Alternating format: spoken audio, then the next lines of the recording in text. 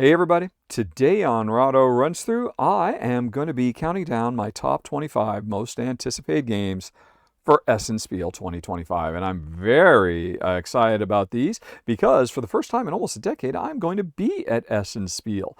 And before we actually get to the countdown, in case you're going to be at Essen Spiel and want to swing by and say hi, I am going to be very easy to find, as will my wife, Jen.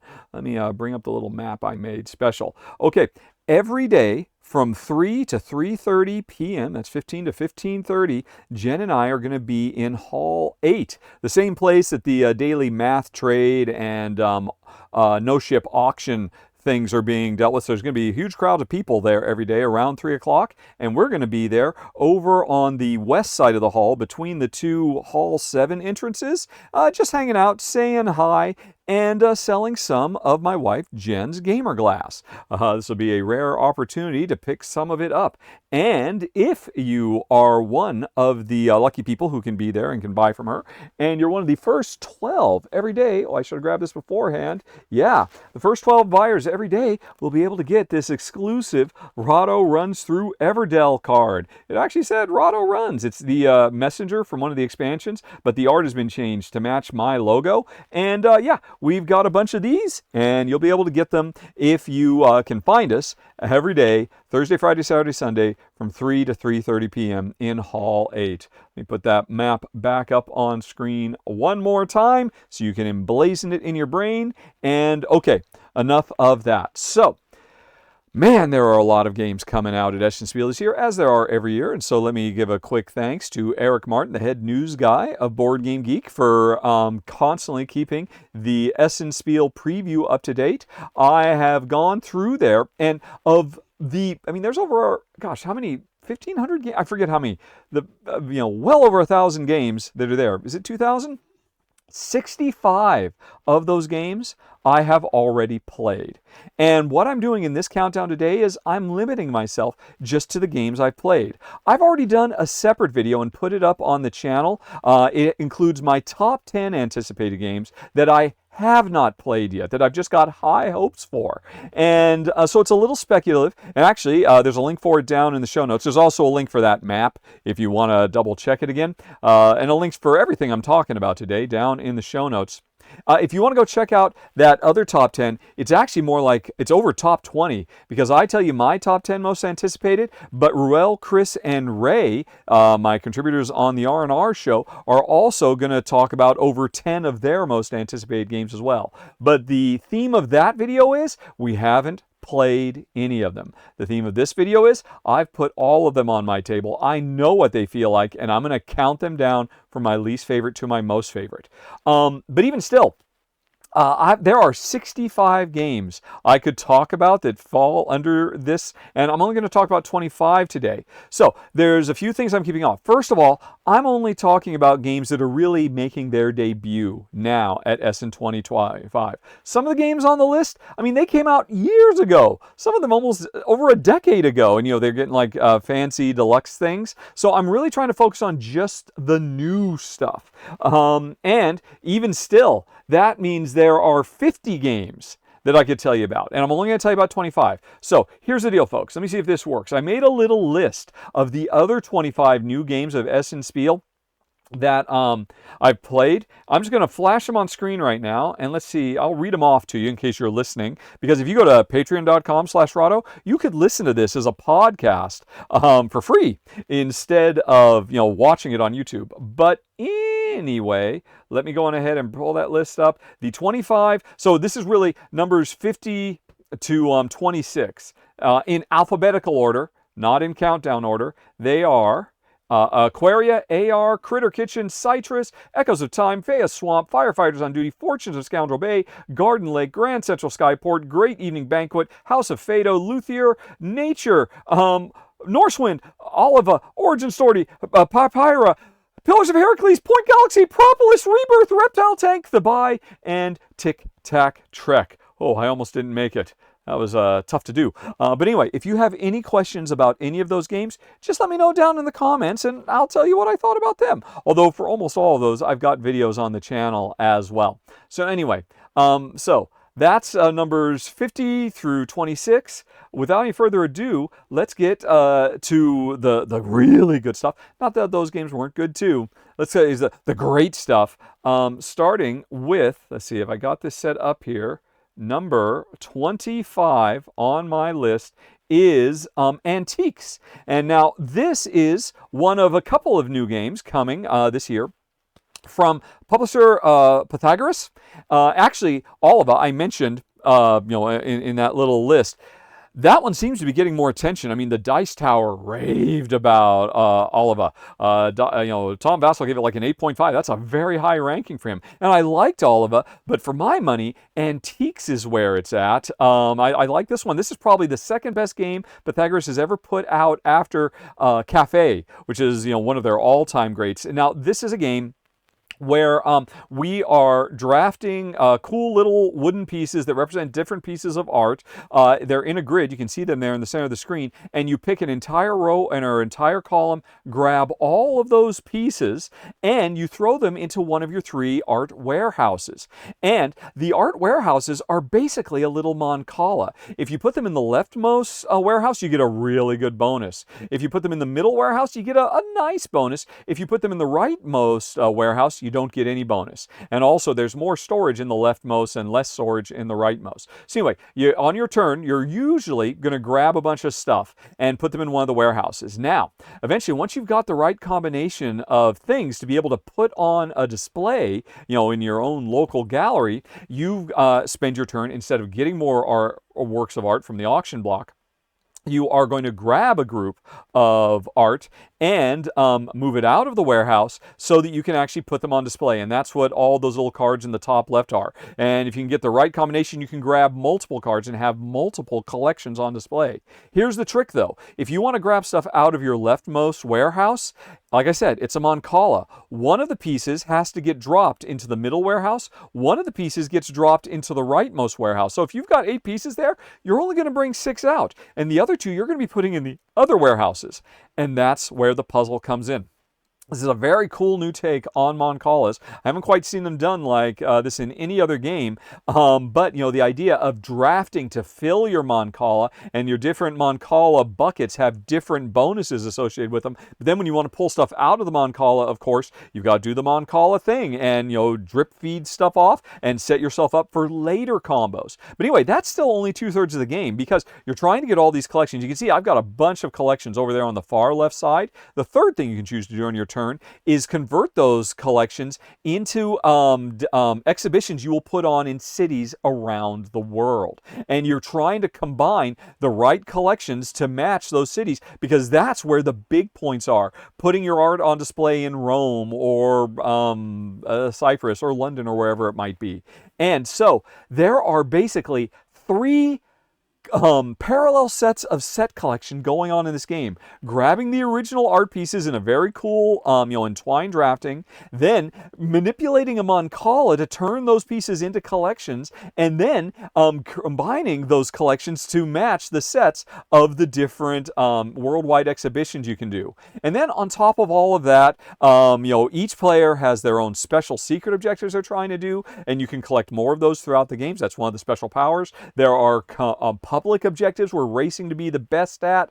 There's so much going on in this game. The rules are very simple, but it is crunchy and a lot of fun, and I like it quite a bit. And, again, all of it was nice, but Antiques is where it's at, and it is my number 25 on the list. Antiques. Now, let's move on to number 24, Philharmonix. This is a game I covered when it was crowdfunding a couple of years ago, and it's finally going to be available. This is a game where we are trying to manage space symphonies that have to jet set around the galaxy to put on performances in planets all over the place. As I said in my original run-through, it reminds me a lot of the opera singer from the old movie, not that old, The Fifth Element. Remember that? It's like a whole game based on space opera and space symphonies, because you've got to recruit the right singers, the right orchestra. You've got to try to get them into the right place at the right time to put on performances in the galaxies where what they can do is really in demand. And it's all done through a very, very clever worker placement. That's what's over on the right side of the board, the different worker placement spots that let you do things like recruit people, or compose new pieces of music, or put on performances and all that kind of stuff. Here's the trick, though. At the beginning of every round, the cost and value and strength of all the different worker placement spaces on the far right side of the board are going to get randomly shuffled up. So sometimes it's a really good time to put on a performance, but that's not when you're ready to put on the performance, of course. Other times, it's going to be, now I could put on multiple performances this round, but can I get to the right place? Because it's going to be harder to move my symphony to get them all in the spaceship and jet set around the galaxy. This is really what makes the game extra special. I mean, there's a lot going on. It's a very rich, crunchy, heavier end worker placement game, but the fact that the worker placement sphere is constantly changing from round to round, and you've got to be ready to zig when you thought you were going to zag and stay one step ahead of it. Very, very cool game with a really cool theme. Number 24 is Philharmonix. Then we go on to number 23 on the list. It is the Voynich Puzzle. Now, this is another game from one of my favorite designers of all time, Danny Garcia, and this one is a very, very cool thing where we are researchers trying to literally decipher the mysteries of the real-world Voynich manuscript. If you've never heard of it, well, go watch my run-through. Links, again, for everything I'm talking about are down in the show notes. All my run-throughs, you can see these in more detail, but this manuscript has confounded scholars for centuries trying to get to the bottom of it, and that's what we're trying to do in this game.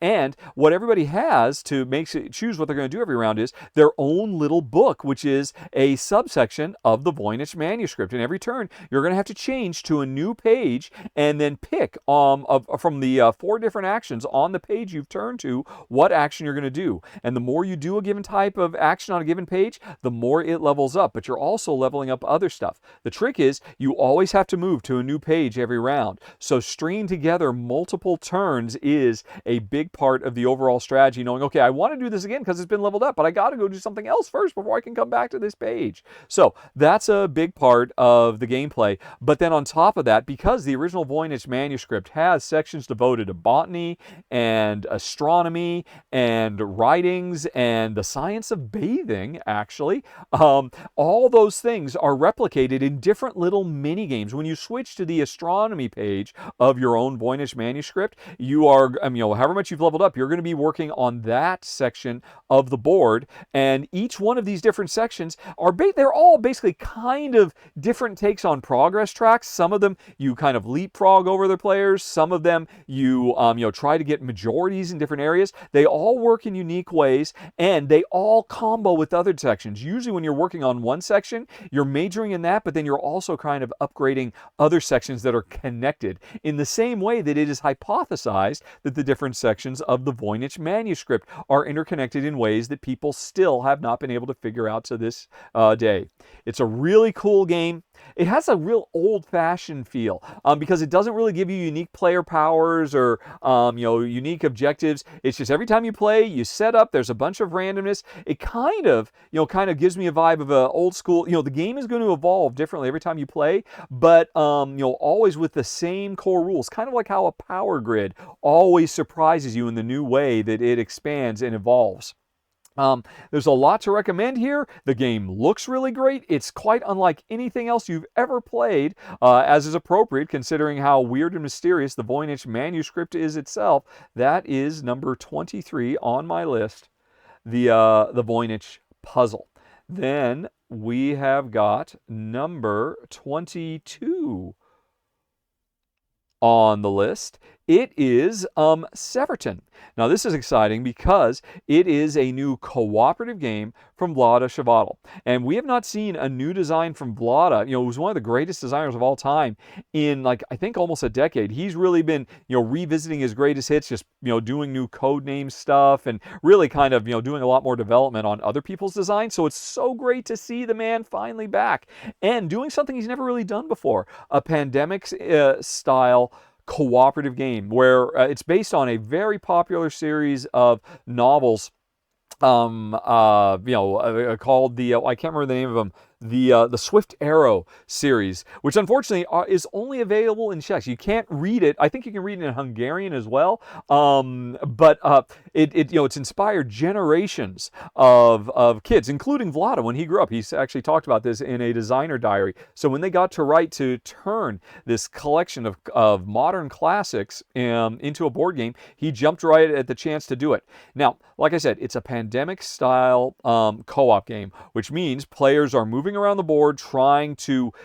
deal with problems. And the problems here are a gang of we're a bunch of young kids, think kind of Stranger Things, kids on bikes having adventures. There's no supernatural stuff necessarily here, but we are always running afoul of this older gang of bullies who are moving from section to section. And actually, it kind of gives me a vibe, almost more of a Scooby-Doo thing, where, the gang, the five are out there, they're sneaking around, trying to figure out what's going on, trying to stay hidden from the bad guys. Sometimes they split up, sometimes they stick together because there's safety in numbers, but that's what the real strategy of this game is, because if you move around together, we are stronger. If we run afoul of the bullies, well, maybe as a group, we're strong enough to scare them off. But if we're sticking together and moving together, which means it becomes easier to move around, because this is a multi-use card game. You use your cards either to move from one section to another, to interact with the world, depending on where you're going and what objectives you got and what you run into,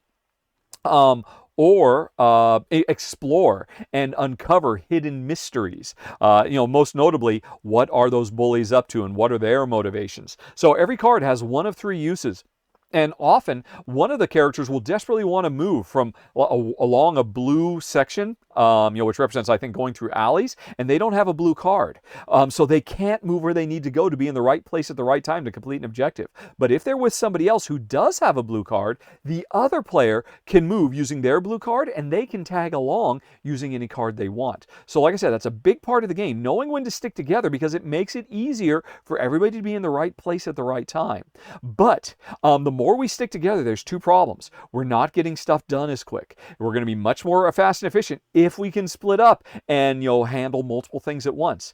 Plus, the more we stick together, the more likely the bullies are to spot us and chase us down and pursue and maybe make us lose the game. So, knowing when to split up, knowing when to move together, knowing when to coordinate. I mean, the coordination between players in this game goes so far above and beyond what you normally see in this style of co-op game. And you'll have to check out my run-through to see it in action. It's really clever, very evocative, very thematic. A lot of fun.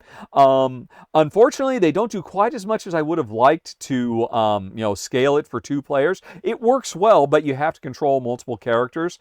And, that's really my only complaint. Otherwise, it would have rated quite a bit higher. But I just got to say, it is so good seeing Vlada back in action with something completely new that he has never done before. And Jen and I both enjoyed quite a bit. Number 22 on the list, Severton. Okay. Then we go on to number 21. Is it Bohemians? I think it's Bohemians. Yes, it's Bohemians. So this I was very excited about. This game probably has a stronger focus on storytelling of evolving narrative than any other game I'm talking about today. Not because the designers spent a lot of time writing up a lot of stories for you to explore, but because this, pattern matching deck building game where we are artists in, turn of the century Paris, trying to live our lives, maybe spending time at work, trying to pursue our muses, literally. So there are muse cards who inspire you to create better art, but also trying to pay our bills, trying not to come down. Actually, I should say one thing I should warn you. This sounds like it's a really family-friendly game, but there's some mature stuff. You can go to brothels. You can get syphilis. This game doesn't sugarcoat the life of a bohemian artist at this time in history. And the thing is, every round you're going to draw 5 cards from your deck. You're going to play 4 of them from left to right, and those cards define what you're going to do in a given day. Are you going to work? Are you going to, skip work and, go on a carriage ride in the countryside with your true love? Are you going to hang out at the tavern and talk with other artists and get inspiration that way? Now, those are thematically what you're doing. Mechanically, what you're doing is you're playing cards from left to right, trying to match symbols on the cards, not only to the cards that you play to the left and right of them, but also to the correct spots on your player board. And also, sometimes your cards will be actions you can do, and other cards are muses that can come along and join you when you do those actions. So you are trying to lay out the right collection of cards to get the most inspiration matches you can, and you're also trying to coordinate them well with the special powers of your muses. And if you can, you're trying to draw extra cards so you have more flexibility. Sometimes you'll draw cards that start clogging up your deck, because if you do not go to work, disasters befall you. Like I said, like literally, like syphilis, or you're starving because you haven't made enough food, or debt collectors are coming from you, and so you're trying to balance all these things. And the thing is, after you've drawn your 5 cards and you've played 4 of them, or more if you can build your deck smartly, you've got a little story. And the game actually encourages you to tell the story of what your day was. Not the entire day, but just pick 1 or 2 cards and how they combine. And I found that to be so satisfying. You can see, actually, I did a solo run-through of it for backers of my show. Did you know, folks, if you back the channel at patreon.com/Rahdo, you can get exclusives like watching me play Bohemians. And I had so much fun playing the game, but also narrating the story of me falling in love slowly over time with one of my muses, but there was some jealousy between 2 of my muses, and I wasn't quite sure which way it was going to go. And, the game, it really encourages you to tell stories of a bohemian lifestyle, and it's wonderful for that. It also has phenomenal art,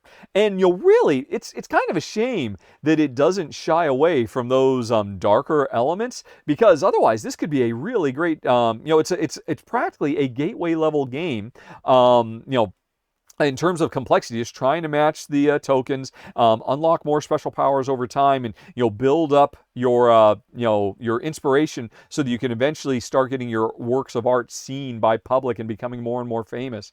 Heck, depending on you and yours, it might work really great as a gateway style game. And it is a bit on the light side. I would love to see an expansion that would make it even crunchier, but I cannot deny how incredibly charming and how incredibly fun number 21 is. Bohemians. Okay. Now, let's move on to number 20, Under the Leaves, which was another exclusive video that backers of my show got to see. Me and Jen playing this lovely little tile laying game. Very simple rule set. On your turn, you're going to grab one of the tiles that's on offer, rotate it around however you want, flip it to mirror it, and, expand your own little forest. Forest full of bees, hummingbirds, and spirits of nature. And the thing is, you're trying, as you might imagine, to match sets of colors, because if you get enough of them, you'll start getting the bees and the hummingbirds to show up, and the earth, the water, and I forget what the red spirits were. And over time, you're going to get more and more of them out there. And every time you grab a new tile, you are trying to, smartly expand all the different areas, but not only expand the areas to get the characters on the board, but also get the characters on the board in the correct places, because if you can fill up rows and columns of certain types of characters, that will make other characters show up, and you can start getting these very cool combo chains of being able to get more characters on your board. And that's what it's all about, because at the end of the game, this is not a high scoring game, and basically you get points for whoever's got the most of this type and this type and this type. Now, what makes it unique from game to game is the fact that the earth, the water, and the forest spirits, every time you play, you're going to draw another random card that means they're all going to score in unique ways. So, think, that kind of Tiny Towns vibe, and it works really, really well here. This is a fun, very crunchy, puzzly little game from the design team behind Mandala, if you ever played that. And I would say this is a very, very good tile layer. They've done a really nice job. It's fun, it's fast playing with a lot of replayability and really lovely, bright, colorful components. That is number 20 on the list, under the leaves. Then let's move on to number 19. Where are you? Oh, it is the Hanging Gardens. And here's another exclusive of that Jen and I filmed while we were, back home in Ireland, because we're on the road now on the way to Essen. This, if I recall correctly, is from the designers of last year's one of my top 10 of last year, Combo Castle. So I was super excited to give it a go. This is a tile drafting and pyramid building, because we're actually trying to make the famous, Hanging Gardens of Babylon. And we do that every round by putting one of our workers at the bottom of these 3 columns. And the columns are full of different elements of the gardens, whether you're trying to get certain types of people or animals or decorations in different spots, or, different icons on the side of the cards that line up. As you can start to see mine over there, I'm lining them up appropriately. But a lot of cards care about, what am I underneath? What am I on top of? And whatnot. So grabbing the right card to put in the right place to maximize their scoring potential, like if I recall correctly, lions want to be at the very, very top of the pyramid. No, lions want to be at the bottom and peacocks want to be at the top. There's different rules like that for the way that the different things score. But the trick is, you can see there are very few worker placement spots at the bottom of the board. And if you're desperate to get something from the middle column, because it's perfect for you, but you have to get something else first so you can put the foundation down to then put the stuff, you might find that you can't grab that tile because all the worker placement spots have been gobbled up very quick. It is rare you see a game with such tight, restrictive worker placement. And that's what creates the really challenging restrictions. And then on top of that, if you can't quite get what you want, you can get compass pieces that give you more control about being able to grab other stuff, including the really valuable stuff at the very, very top. Because not only do you have to set your worker up in the right column to get what you want, you have to be able to pay to skip the stuff at the lower levels to get to the things that are higher up. So while you're trying to build and get the right stuff in the right place at the right time, you're also trying to maintain money so that you can pay to get the kind of cards you want to get, or get those compasses that let you skip around. Lots of fun stuff. A really, really sharp, fast-playing little game. Jen and I enjoyed it quite a bit. There's a lot of really good stuff, folks, that is going to be available this year at Essen Spiel, including number 19, The Hanging Gardens. Then we've got number 18, which is Covenant. This is the new hotness that's going to be coming out from De Vere. They've always got something, and this one's extra special. So I think it's the first time super designer Jermaine Milan. Sorry, I have no idea, Jermaine, how to pronounce. I know I'm getting it wrong. I'm not pronouncing your name correctly, because I think, who was it? The Cavre channel? I heard them pronounce your name correctly. Or somebody pronounce your name correctly. I've been saying it wrong for years now, ever since you put out Bitoku, and I apologize. But anyway, this is Jermaine's or Jermon's latest, and we are dwarves, and it's very Lord of the Rings inspired, because this is basically the dwarves coming back and trying to rekindle the fires of industry in a cavern that they had to abandon long ago because it was overrun by monsters, and they're trying to, re-beautify it and, get stoke the fires of the forages and all that kind of stuff. But dealing with the monsters, because they're still lurking around. And as we dig and uncover more of our old home, we also uncover monsters we have to deal with. So that's the theme. The gameplay is worker placement. Each player has their own set of workers. And actually, I should say, it's worker placement where you're going to your own board. That's my board over there on the right side of the screen. At the beginning of the game, you've got 4 worker placement spots. 1 to dig, 1 to build, 1 to... Oh, shoot, I'm going to forget the 4 verbs. Oh, fight, 1 to fight, and 1 to craft? No, 1 to transport goods. Because the main thing we're trying to do is dig up, you can see there in the center, that's the mine. And if we're playing a higher player count, I'm doing a solo run through right here, another exclusive for backers of the show. If you're playing at a higher player count, you flip the board over and it's a much bigger mine. All the red ones are still face down, the other ones are face up. If you're going to dig, you basically, first of all, depending on the strength of your action, you get a lot of resources you need for other stuff, and then you flip one of those tiles face up, and you get the benefit of whatever that tile was. And now there's more places that we can build.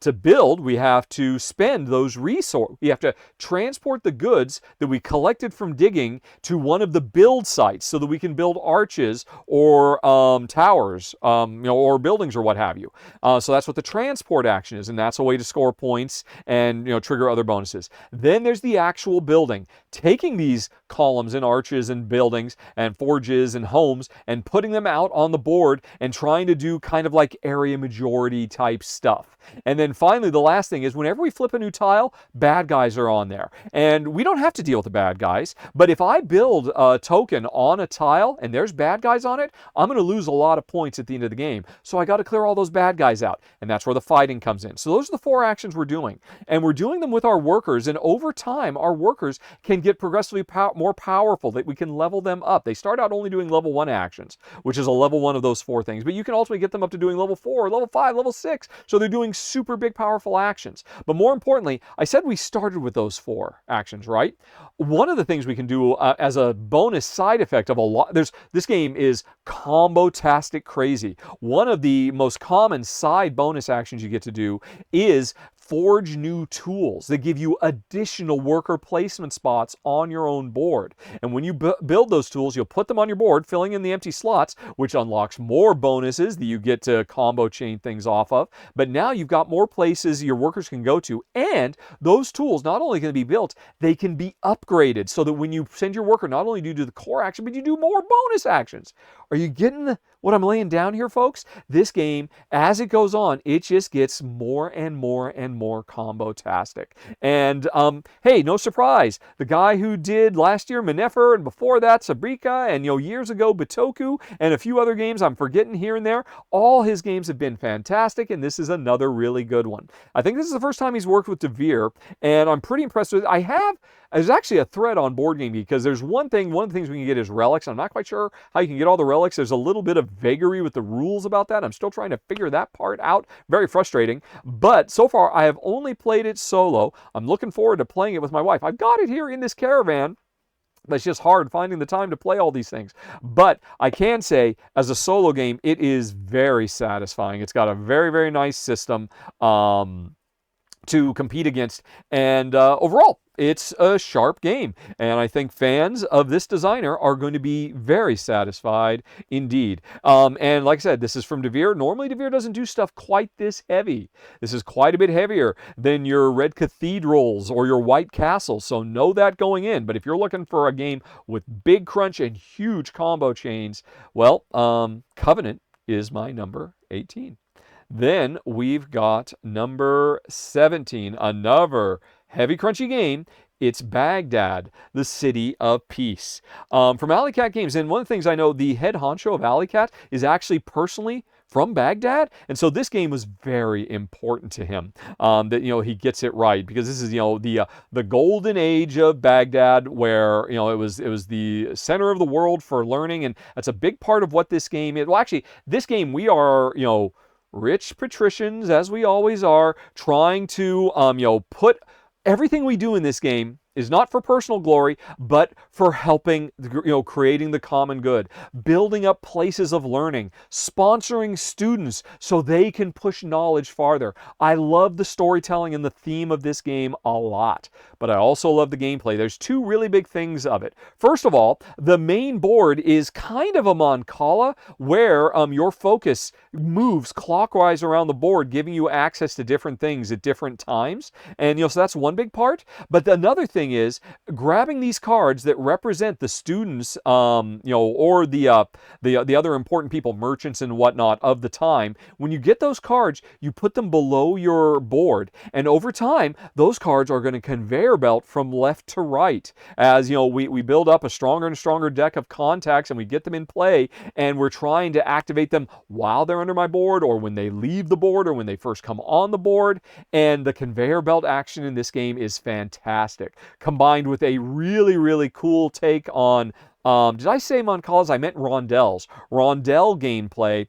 This game is big, it's crunchy, it's And it has a really, really wonderful story at the heart of it. I was a big, big fan of it. I think this is probably the crunchiest game Alley Cat has ever done. I believe this is the beginning. You know, they've always usually done lighter stuff and midweight stuff, but this is their first of an ongoing series of big, heavy, crunchy games, and this is a great start, folks. I think a lot of people are going to love it. The heavy cardboard fans out there, this is going to be in their top 10 of the year. It's number 17. It is Baghdad, the City of Peace. Okay, then let's talk about number 16, Forestry. So this is another game I'm a huge fan of because of the theme. Because this is a game about running logging operations, which obviously deforestation is a real problem in the world. But this game is focusing on running logging operations in an ecologically friendly way, focusing just as much on the reforestation as we do on the chopping down of and transport of lumber. It's an action point game where every round, if I recall correctly, at the beginning of the game you're getting 3 action points, but by the end of the game you might be getting 5 or 6 action points to spend, and you have a laundry list of things. Oh, it cost me this much to move my digger from this zone to this zone, or this much to move my office worker from this branch to this other branch to give me access to different special powers. So every round it's going to be a puzzle of, right, how do I use my 3 or 4 or 5 action points to get the most out of this? It's a sharp game. It plays smooth. While it is a big game with a lot of moving pieces, it's really elegant and easy to teach. I was really surprised.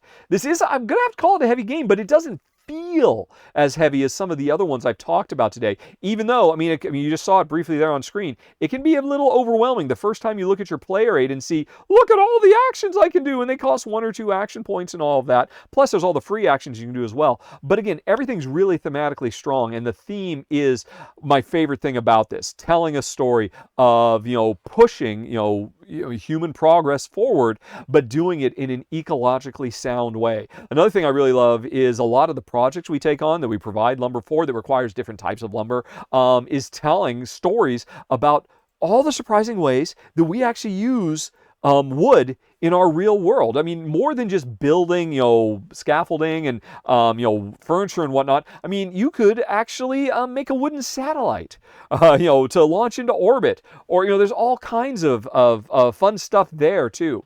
A really, really sharp game. My run through is up. Links down in the show notes if you want to see it in action. It's number 16. Forestry. Nice stuff.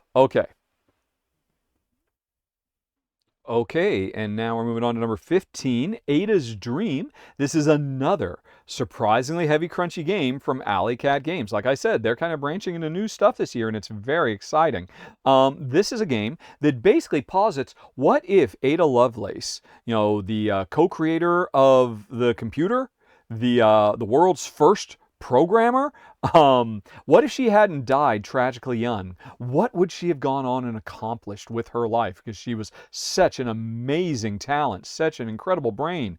This game basically talks about how she goes on to make calculation machines and all that, and we are her contemporaries and her understudies trying to push that same agenda. Now, I love the storytelling here, but it's really the gameplay that what makes it stand out. This is a game with entwined dice drafting, where what you want to do is every die you could grab, its color matters, its number matters, and where it is on that little that kind of clock face up in the center of the board that represents your laboratory. You're going to grab one of those dice, and whichever die you grab to do actions later on, depending on its color and its number, whether it's traveling around England and giving speeches, or working in the lab, or recruiting luminaries of the day, all kinds of actions. You're going to have to grab a die and then use it later on. But the die you grab will also get you access to an immediate bonus depending on where it is on that rondel. But here's the trick. If I want to grab that green 3, I can't just grab it. I have to take a die from the previous depot on the rondel, move it into that space, bump the green 3 out so I can get my hands on it. Because this kind of replicates the the real way science works, where you come across a breakthrough when you're thinking about something completely different. And that's just a fun little one of many ways that the theme of, scientific invention and discovery comes through. So this game's got a lot going on. Every section of the board is its own little mini game. It's one of those types of things. And then your own board, let's see, can I get to a spot where we kind of zoom in on my board, is where you're actually trying to make your calculation machines. Do I ever zoom in on those boards? I must do it eventually. I have just scrolled. I guess all right. All right, well, anyway, you just have to see them over there to the side. We are, over time, getting tokens to put in our calculation machines that actually become equations. We put like pluses and equals and minuses there because that's what the first computers were. They were, designed to do simple equations. So we actually have to make literal equation-making machines as a byproduct of all the other actions we're doing. It is cool, cool, cool stuff. Thematically strong, a striking presentation, and really fun gameplay mechanisms makes Ada's Dream one that I think a lot of people are going to fall in love with. Okay, I just had a whole bunch of crunchy ones right there back to back, but now let's move on to number 14, which is going to be a little different. It is Horror on the Orient Express. And man, I've been excited about this ever since I played it with Jen in prototype form, because I did not expect Jen was going to like this game at all. There's been a murder on the Orient Express, or there's been a crime committed on the Orient Express, and we are investigators moving around from train car to train car, investigating the crime, talking to the people on board, using special powers, all that kind of, trying to solve the central mystery, right? And that's what you would expect. But here's the deal, folks. The crime was not a murder. It was somebody on board opened a portal into the nether realms, and now we're on a train that's barreling through, demonic hellscape. And if we can't find out who did this and find out a way to get the train back to Earth, we're all gonna die. And so, wouldn't you know, while we're trying to do all of our Agatha Christie style, investigations, we're also under assault from the menaces of Cthulhu-esque monsters and all the rest of it. It's super cool. Such a really neat fusion of gameplay. Oh, and by the way, did I mention it's cooperative? So we're all working together trying to do this, trying not only to investigate and talk to all the people, just trying to keep them alive as they move from one car to another because they're running afraid from all the monsters. We can't stop the monsters. All we can do is maybe trip them up a little bit so that the train can outrun them, but they always end up catching up. This game is so cool. And if you look at our player boards, over the course of the game, we unlock more and more cool special powers. So at the beginning, by the end of the game, we've got almost a dozen different unique things that represent how our character has evolved over the course of the game. It is really, really neat. And honestly, the most surprising thing about it is Jen liked it too. She cannot handle Cthulhu-esque, grotesque monstery type business, but she really got sucked into this just like I did. I think it's something really special, very, very unique, and it's finally going to be available at the convention. Number 14 is Horror on the Orient Express. Watch for it, folks. It's super cool. Super cool. Alrighty, then let's move on to number 13. So many great games. Ants. Now, unfortunately, I've not gotten a chance to cover this, but I have gotten a chance to play it, and it's great. It is the latest. Actually, there are 2 ant colony games. They're coming out. We've had many ant colony games over the years, but I think this might be the best one I have ever played. Because of conveyor belts, folks. I love conveyor belts. Here we are looking at our player boards, and over there on the left are the discs that represent the various ants who can either dig, scout, or I forget what the third thing was called, the third action. But there's basically 3 different core actions our ants are going to do as they spread around. Scavenge. As they spread around on the backyard that we are trying to claim as our own. And unlike other games that have done this, even though players are running competing ant colonies, we are not at each other's throats at all. There is no direct player versus player stuff. There are threats. There are big, scary bugs and whatnot out there that we have to take down as we create pheromone trails to be able to get around and collect all the resources so we can bring them back to our ant colony so we can raise the next generation of grubs into ants who will continue to work stuff. And that's where the conveyor belt comes in, because at the end of every round, if we've got enough of resources and we've invested enough, we're going to be able to lay new eggs in one of the 3 types, or reprogram eggs. So, I was going to have more diggers, but you know what? I really want to move that over to a scavenger because I need more scavenging done right now. Or gathering, I think it was called, not scavenging. We called it scavenging.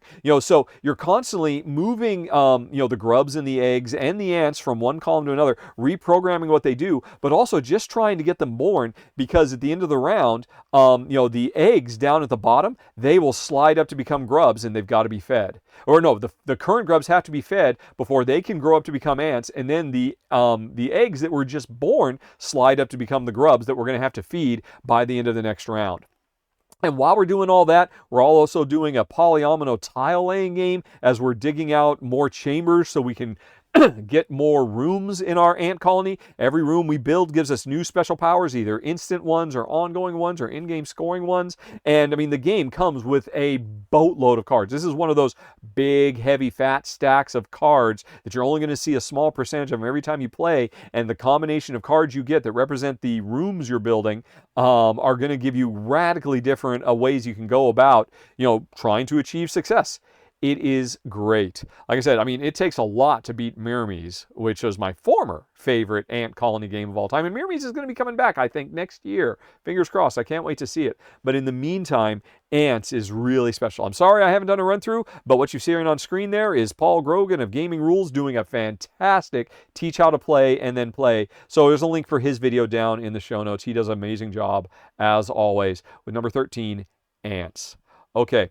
Then let's go on to number 12, Emberheart. Okay, and this is a game I have covered on the channel. It's a very, very sharp worker placement game where our job is going to an island populated by dragons, but the dragons are under threat from poachers. And so we are there doing worker placement to save the dragons from the threat. Rehome them into new sanctuaries where they can never be bothered, helping them create life bonds with adventurers to give them special powers and whatnot. And we do all this through worker placement that's very, very cool, because we have, at any given time, we've got a big group of workers, but we send them out in groups. I might send out 3 grunts and a scout, 4 workers at once to be able to take the number 4 spot, because the more workers we send out, the quicker we get to do the actions. And first come, first serve.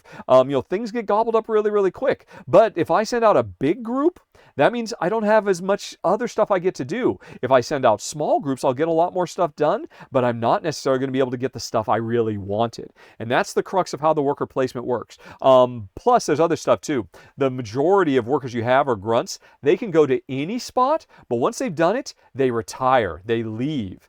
You lose them. Whereas if you can train them to become explorers and scouts and wardens, if I recall correctly, then they stick around from round to round, so you don't lose them. But then they will only do certain actions, so you limit what you can do. And so you want those grunts to be able to go wherever you want, but you're going to lose them. So, employee turnover is a big part of your strategic thought process in this game as well. And if all that weren't enough, it's drop dead gorgeous with art from Andrew Bosley, a ton of replayability with different objective cards that come out every time you play, different special powers you get from the adventurers who bond themselves to the dragons, and different ways, whether you're going to the mountain to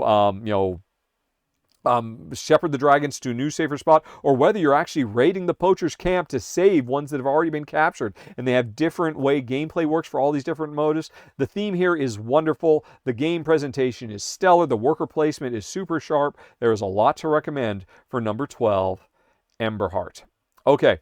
Then we go on to, so many great games, folks. Number 11 is, what's it called? Movie Tricks. Yes, Movie Tricks, which is a trick-taking game. And just the fact that it's a trick-taking game is saying something, folks, because Jen and I, we hate trick-taking games. I'm not indifferent. You're not going to take them or leave them. actively hate them. And so it is very, very rare to find a trick-taking game we actually enjoy, let alone enjoy enough to keep. And Movie Tricks is a keeper for us. Now, I've not done a run-through for it, but I did talk about this game in a recent Kavre collaboration video, the best trick-taking games, where a whole bunch of channels, like 20 different channels, got together to say what their favorite one is, and this was my favorite one. So I go into detail about there and do a little mini demo, which is what you're seeing on screen. There'll be a link for that down in the show notes. Suffice to say, you're trying to win tricks, playing, the high card in the lead suit. Unless you can't play that, then you can play whatever you want. If you can win with the trump suit, all the normal trick-taking stuff you come to expect. But the thing that makes this different is, once we win, whoever wins the trick gets first dibs on the cards that are the cards played from the previous trick. So if I play a card this round, I might not be caring about the trick I'm winning. I'm just trying to get it available so I can win it in next round's trick taking, because we're doing a ton of set collection. These cards represent special effects and audio and scripts and all the different elements of movies. We're trying to build a tableau of cards where if we make complete rows, we finish different movies that can score. If we make complete columns, we are doing a lot of different sets collection where each different type of movie element is set collecting in different ways. It is clever. And the thing that makes me like it, where I hate most trick-taking games, is you don't have to be good at trick-taking. What you really need to be good at is at set collection and identifying what's important for you and knowing when you've got to try to win and knowing when, I could take that or that. You know what? I'm going to save my other cards, or I'm going to set myself up for the next round and put a card into the future queue that I really care about. It's really sharp, and again, that's saying a lot because I do not like trick-taking games, but neither does Jen, but we were both head over heels with number 11 on this countdown, Movie Tricks. Oh my goodness. And now, folks, we're to the top 10, my 10 favorites. Although, man, there have been so many games already that I fall in love with, but finally, people can get their hands on popcorn, which I covered way back earlier, but there has been delay after delay after delay. So finally, people are going to be able to get their hands on this bag building game, which is about us running a movie theater in the golden age of cinema, the 80s and 90s.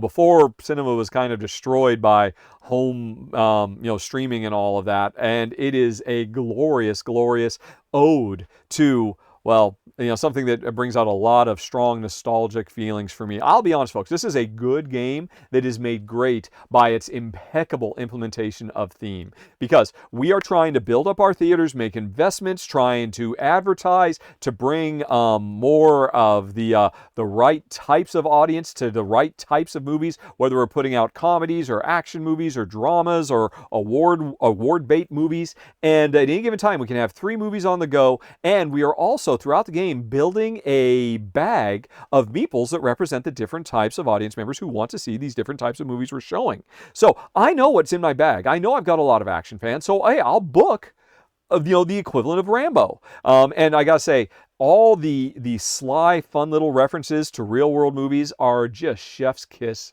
brilliant.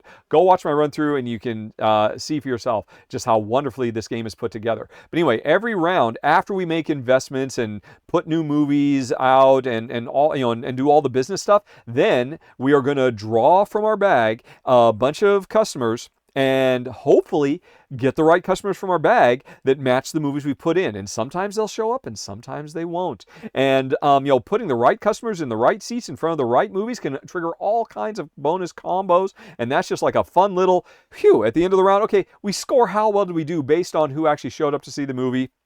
And then, those customers go away. They won't go back into the bag. So as it goes on, you have a better and better idea what's still in your bag so you can target to get even better returns.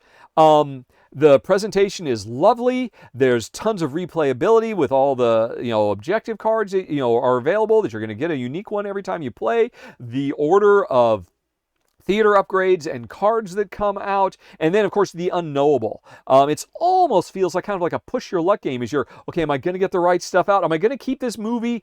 These action fans are going to show up. The movie's been in the theater too long. It's really starting to, I should replace this one, but these action fans are going to show up. Do I go for it? Okay, one more round before I replace it with, the latest screwball comedy or whatever it might be. It is fun. It is thematically sharp. And again, I love it as much as anything else because it speaks to my own life experiences so much and just makes me think back to some of my favorite childhood memories of, spending so much time in the cinema back when people used to go to the movies. Remember that? And have your popcorn? Well, that's what number 10 is all about. And I love it. Popcorn. Okay, then we've got number 9, Shallow Sea. And I think what I write here, I said, finally, a crunchy game where we can relax. And yeah, that's what this is. This is a very simple entwined drafting game, very much kind of in the vein of what you call it, a Cascadia, where you've got colorful fish and tiles that represent the coral seabed that you're trying to build out. You're trying to make the right environments, i.e. put objective scoring tiles in different spots on your board, and then you're also trying to grab the right fish to put in between these objective tiles to be able to score them. So in that way, it's kind of like a cross between Cascadia with the entwined drafting and Calico, where you put the screws to yourself because, okay, I've laid these objective tiles out in this particular way, and now I've got to find a way to make it work, even if nothing is going my way because the stuff I can't get what I need. And it's really, really great. It's very crunchy puzzle, and yet it's just really breezy to play. It's up there with the best of them, up there with your Cascadias, with your Calicos. If you like those types of games, trust me, folks, you are going to fall in love with this one like we did. And not only is Shallow Sea going to be at the show, but its first expansion is going to be at the show as well. And I'm very, very excited about that. Although just the base game was good enough, it didn't need it. Man, what a sharp, sharp game. Really best of class. And no surprise, it's from a new publisher that has been putting out banger after banger. Life in Amazonia and Wondrous Creatures. And this, man, I just cannot wait to see what they come up with next. Number 9 on the list is Shallow Sea. Then we've got number 8, Epona, the latest game from Vladimir Sushi. And for the last few years, Vladimir, ever since he started up Delicious Games and put out Underwater Cities, he's been known for doing big, crunchy games year after year after year. He puts out a new one like clockwork. This one, like I say here, he kind of is going back to his roots. Remember back when he used to make lighter weight games like Last Will and whatnot? This is him making a much more simple, streamlined game where every round we're drafting cards and then laying them out in a grid to run horse stables and fill them with either working horses or show or sport horses, and hiring the right crew, getting the right equipment, expanding our operations with more stables, trying to fulfill the objectives of our randomly drawn manager, the owner that we get to play as every round. And the interesting thing is there are 2 ways to play this. By default, the way it's supposed to play is it is an I Split You Choose game. Jen and I don't like I Split You Choose. We have not played it that way. The alternative is every round, players are going to draft a bunch of cards that say what cards they can draw from randomly. Instead of drawing from decks of cards that represent the different types of employees, the different investments you can make and then the different types of horses, there are 6 different decks you could draw from. If you're playing the I Split You Choose, it's always a set number of cards that are drawn. They become into a bundle, and then it's one player's job to split them up and another player's job to pick first what they want.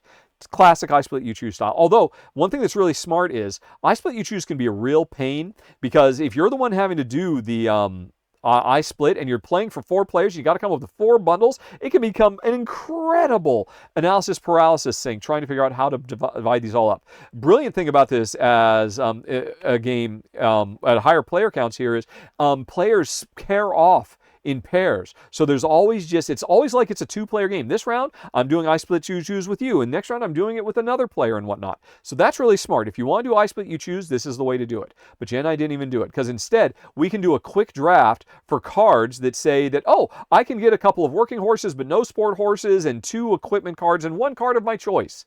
And so I'm just going to draw a bunch of cards blind, but then I can only, but I can draw 6 cards, but I can only play 3 of them. Or I can draw 5 cards and play 4 of them. And that is an alternate way, which is what I demoed doing the solo run through. And it works great as is. Absolutely loved it. It's got all that fun stuff of figuring out, right, I've got these cards. Where am I going to place them? Because they have, requirements to be adjacent to other things or in the same rows or columns, or I'm just getting them in this row because it fulfills another card's requirement, so I can trigger that bonus objective that will get me more resources I need to be able to buy cards in the future. All that kind of stuff. This is a fun, compelling puzzle. It is strongly thematic, and there's an interesting interplay between players too, because, hey, we're raising horses. One of the big things is we have to breed our horses, and one of the things you're heavily incentivized to do is not breed your horses just amongst your own stables, but look across the table to see what horses, if I've got a mare who's ready to breed, and you've got a, what do you call it? Not a stud. No, yeah, stud, right? Stud token. I could breed my horses with yours. I get the foal, you get, and we both get huge benefits, and we pull ahead of other players.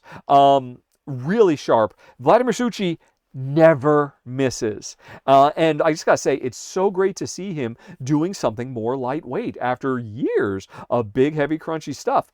Vladimir, give me more. A very, very sharp game. Will be at Essen Spiel. Look for it, folks, if you like the subject matter or you just like fun, crunchy games. And also, I should say, if you like I Split You Choose, this is the one to get. This is, really head and shoulders above most of them because it just does it so much smarter.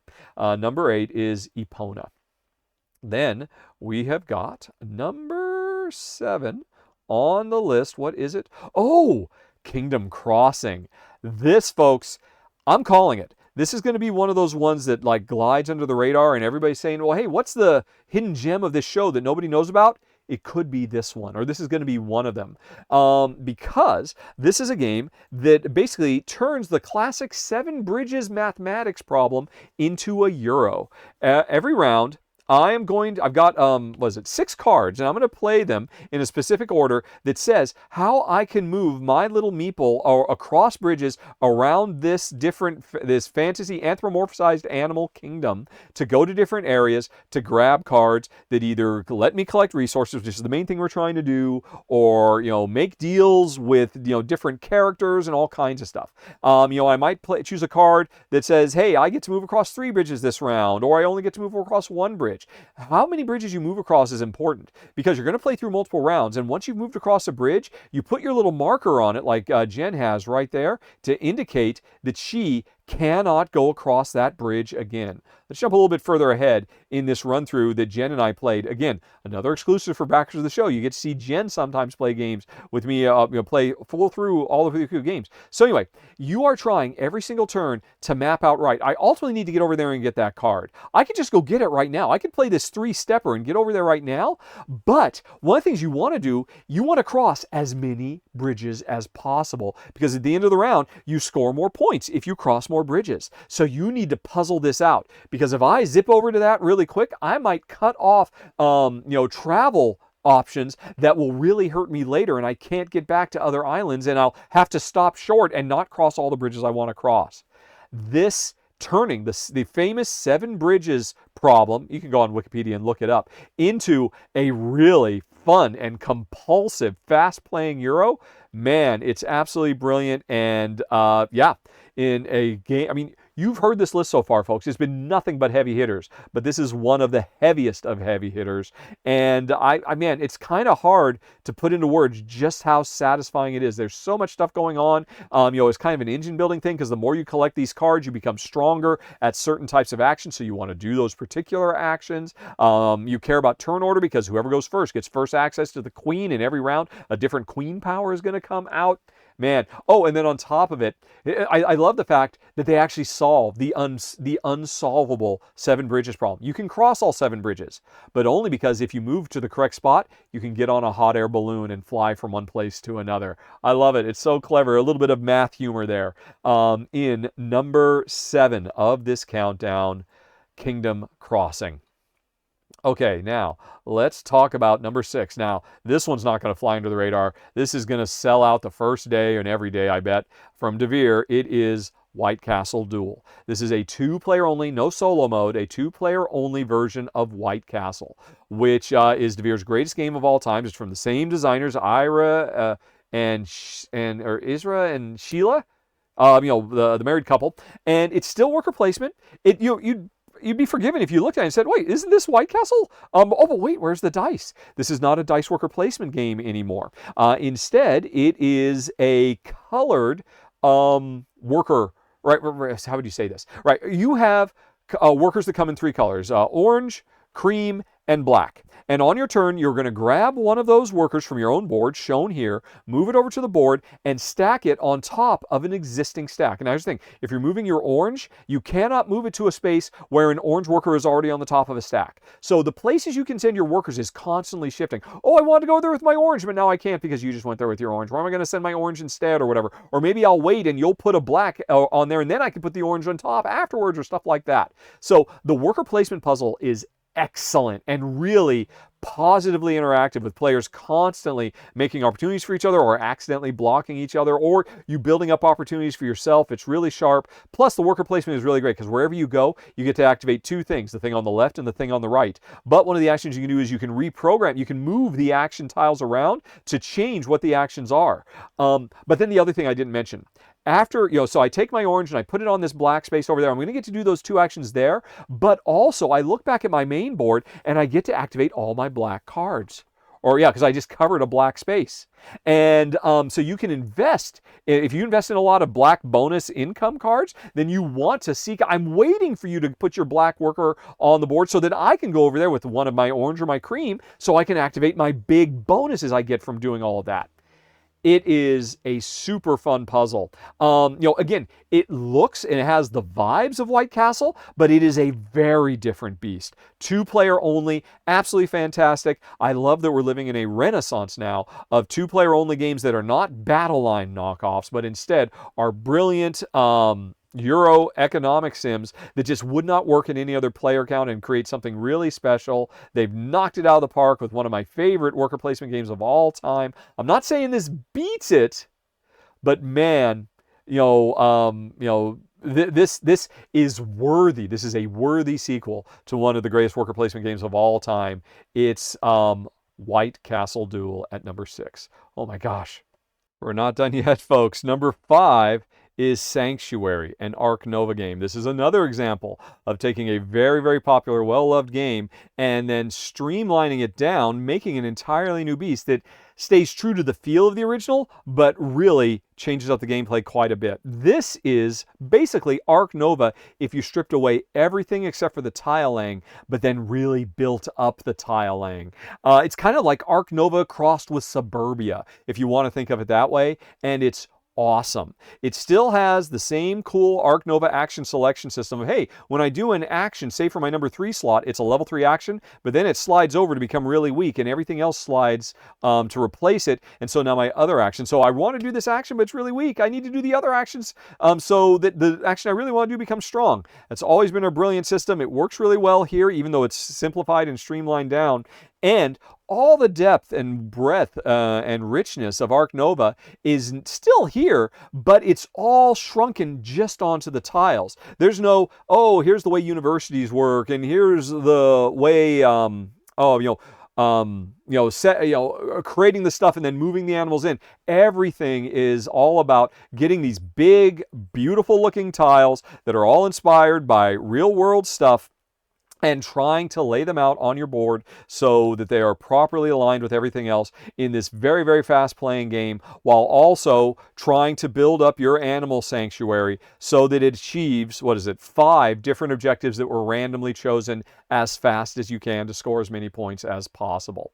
And it's absolutely fantastic. The action selection works, the tile drafting and the tile laying. I love tile laying games. It's got nice combo-y stuff because you've got all kinds of short-term and long-term objectives. The game looks great.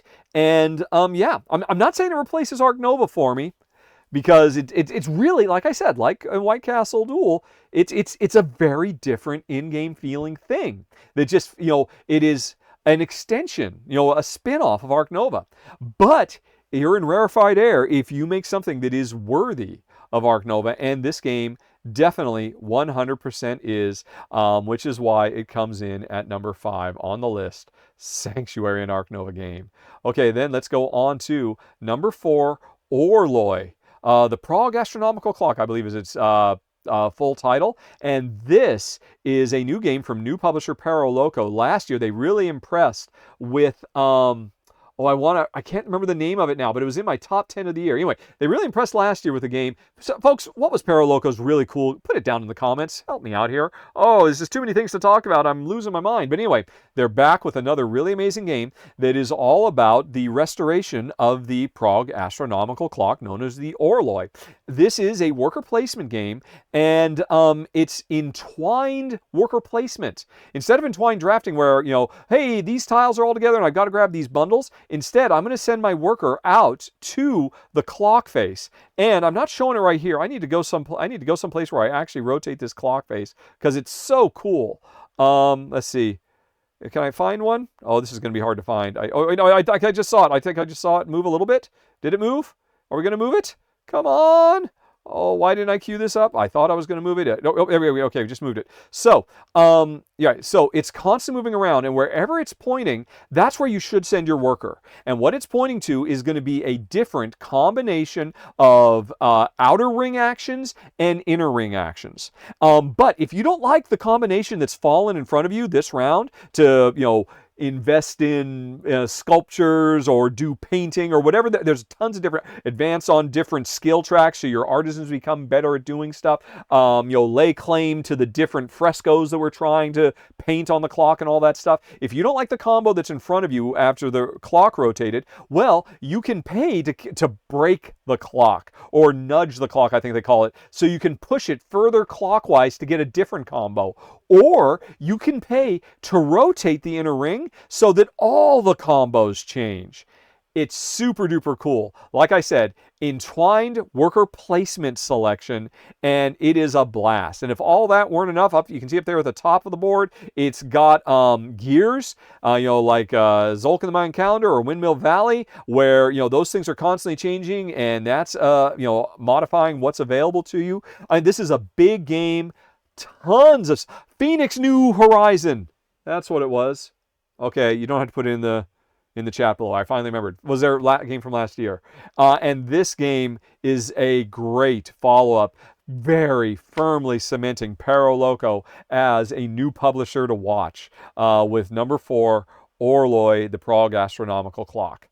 All right, folks, it is getting dark out. I don't know if you can see, the camera doesn't quite tell you, but you can see how choppy I'm getting. And Jen really wants dinner. So there's only 3 more. Let's soldier on to number 3, A Wild Venture.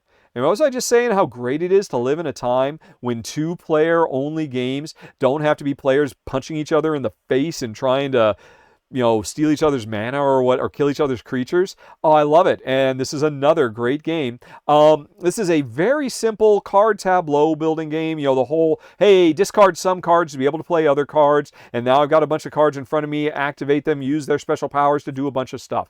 We've seen this in a million different ways, in a million different games. What makes this one stand out? Well, there's a few different things about it, but I think the most important thing here, and you can watch this for yourself in my run-through, links down in the show notes, is once you put a new card out in play, you put these little coins on them, right? And that tells you how many times that card will get to be used before it's exhausted and goes into your score pile. So you want these cards out there. You want to use their special powers because they're really, really great. But you want to get them exhausted so they go into your score pile. But you have to be careful about what you put in your score pile because you're doing set collection of certain types of cards you want to go into your score pile. That's really the overall flow of the game. But then what really mixes it up is a lot of the cards you put out there that have the little coins that indicate when you do the action of that card. Jen's going to feed the dogs. They're starting to make a lot of noise. Don't worry, folks. If you hear any hopping dogs in the background or chomping and chewing, it's because Gertrude is going cuckoo for kibble. Anyway, so you put these cards out. Hey, I put these cards out because I want to use this power. You know what? Anybody can use that power.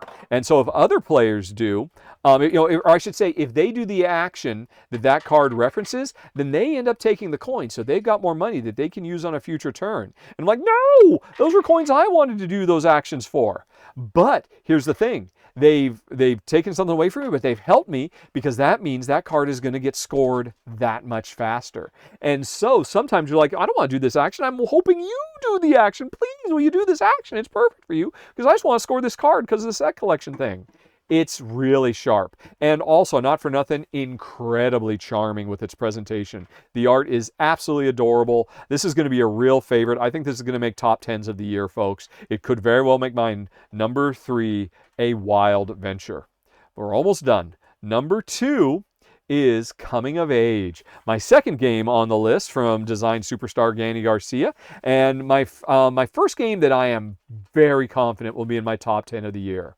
I can't see that not happening. This is a game, it's a quality, story of life game where I am playing a preteen, a 10-year-old to 8 years of a child's life, going from 10 to 18.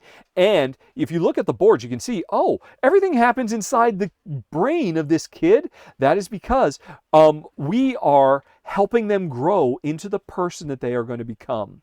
And I love that story. And there's lots of really interesting and psychological, considerations that go into that.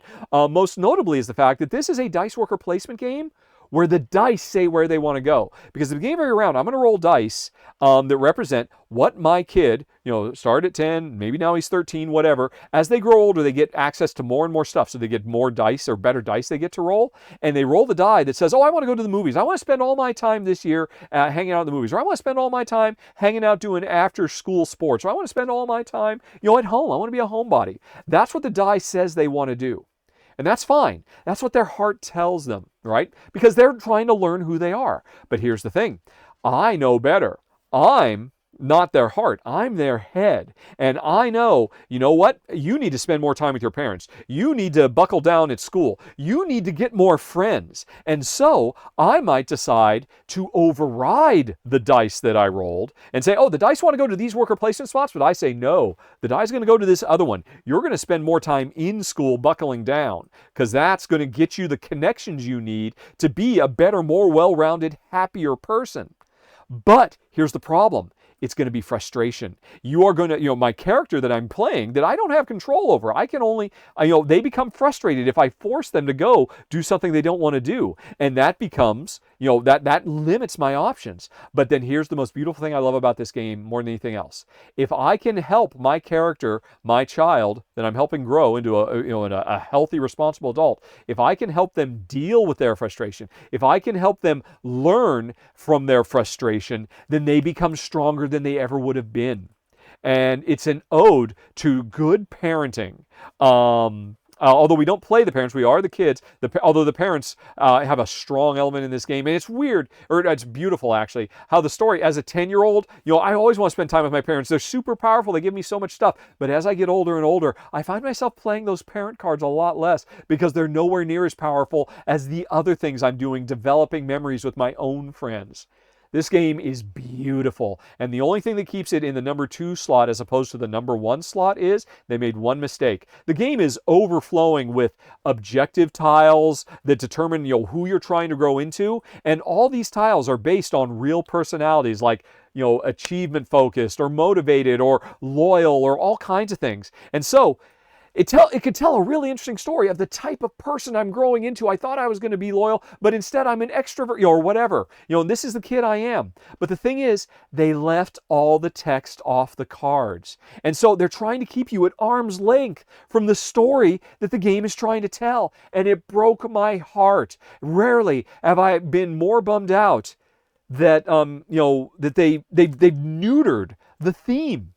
If they'd kept it so that I'm feeling that story, that, oh, I'm becoming more of an extrovert, as opposed to, oh, I'm just fulfilling requirements on I go, oh, I just have to have these 3 tokens, I have to have this track up. And, what does that mean? Well, if I take the time to go look on page 12 of the rule book, it says, oh, that means you're an extrovert. Like, oh, I guess that makes sense. But you just don't have time to do that. So they hide the theme from you in what is the strongest thematic game of the year. And I wish they hadn't done it. Again, I've said this before and I'm going to say it again. Board game industry, I understand it is important to your bottom line to have language independent games. I get it. Makes it a lot, deals with logistics and all that. Kolyeka a game from Poland, solved this problem a decade ago. When you are figuring out, oh, these are the 5 languages we're going to ship with, and you're doing everything with icons and whatnot, but you're making the 5 different language rule books, just put a little bit extra into your budget to also do, in those 5 languages, in addition to the rule books, 5 sticker sheets in the same language. So that if a player wants to, they don't have to. They can just use the icons on the cards or the tiles or whatever. But if they want to have that theme come through, they can take their French or their Japanese or their English or whatever languages you support, and they could stick them on the cards. So then they have a truly, and this is what Kolyeka did. It was brilliant. And to this day, nobody's ever copied it. This is how you can have your cake and eat it too. Don't neuter your theme. Don't do what happened to Coming of Age. I am only hoping somewhere down the line, some intrepid, super fan of this game comes up with printouts that we can then, take down to a local copy shop so we can print them on sticker sheets and finish what this game should have done. So it could be my game of the year. It could have been. It won't be because they neutered the theme, but the gameplay is still amazing, and I love everything else about my number 2 anticipated that I've played, Coming of Age. But now finally, folks, what is the number 1? Well, it would have been the number 2, but because of that, the developers of Recall got lucky. It is my most anticipated game. And now, if this looks familiar, if you look it up and see who developed this, you might say, hey, this is Deja Vu. This is from the same publisher and group of designers that a couple of years ago gave us Revive, which is still a huge favorite. A post-apocalypse world, humanity coming out from frozen caves and trying to rebuild by exploring. And that had a very, very cool action selection system where you played cards and slotted them in so that you did multiple actions, but then other people could copy the cards you did and a bunch of really cool stuff. It was brilliant, and I loved it a lot, except that it could be a little cutthroat. Players could work really hard to achieve something, and then I could zip right in and block you from doing what you wanted to do and do it yourself. And that was my only problem ever with Revive. And so first of all, I can say Recall, which is basically a spiritual sequel. It's like basically, 100 years after the events of Revive, something like that. Recall, which is now we are trying to recall all the lost tribes that came before us. It gets rid of that. Players no longer mess with each other. If I'm trying to set up something, you can come in, but I can still do it too. We don't block each other from doing stuff. I can create opportunities, and you might want to piggyback off of them, but I can still do my stuff, and that instantly makes it better than Revive for my taste. But there's a lot of other stuff too. They've replaced the card system with a worker placement where we have these key workers. You can see a couple of them. Let me go ahead and zoom in a little bit further in this video where I've got more of them. I've collected more of them. I think they showed up a little bit later, where, you grab one of these, they start out blank, but you can upgrade them so they've got powers on them, and we've got, 1, 2, 3, 4, 5 different actions we can choose from. And these actions are moving our people around the board, exploring and finding new stuff, building up in those areas, interacting with the locations we've found in the world, creating new opportunities for scoring for everybody, opening treasure chests for lost relics. Those are what all those actions are, right? But whichever action I'm going to do, I'm going to slot on my turn a key into one of them and also do the actions on the key as well. So you've got this it starts out just doing those green actions, although those green actions can be upgraded as well. As you score more points, you grab those green tiles from around the score track and you upgrade your scoring actions, which is awesome. But then as you upgrade your keys, okay, I want to do this action. Do I combine it with this key or this key? Which other combos? So by the end of the game, you are constantly doing big, huge, super wonderful, satisfying combo chains of stuff as you explore a barren world and help rebuild it and unlock access to more and more powers, because everybody has their own special faction power they've got. As you level up on the progress tracks and you discover more of the ancients that we're trying to recall, we can learn their special tricks too and do their powers. And the thing is, one of the main elements you get are these skill tiles that you collect up in the top left of your corner. Every turn, you're always just going to do the green action plus the key action that you plugged in. But the more of these skill actions, you can trigger 3, 4, 5, 6 bonus free actions on your turn and just make super mega turns that you programmed yourself to perfection. It is so satisfying. It is so much fun. People who fell in love with Revive are going to fall in love with this game. And some of them, like me, are going to say, Do I still need Revive because I enjoy this one so much more? Because, I mean, Revive was a very tactical game. Recall is a very strategic game. And for me and Jen, that makes it work so much better. And that's why it comes in at my number one most anticipated game for Essen Spiel. Oh my goodness, I've made it. But folks, I'm going to do you a solid. Oh my goodness.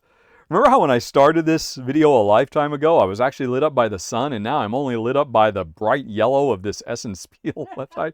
Oh my goodness, this just never ends. But I'm not done yet, folks, because after I'm done with this, I'm going to probably spend another couple of hours filming my monthly Rahdo Ramble, which is another exclusive video I do for backers of my show, where I'm going to talk probably about over 100 games and expansions that are at the show.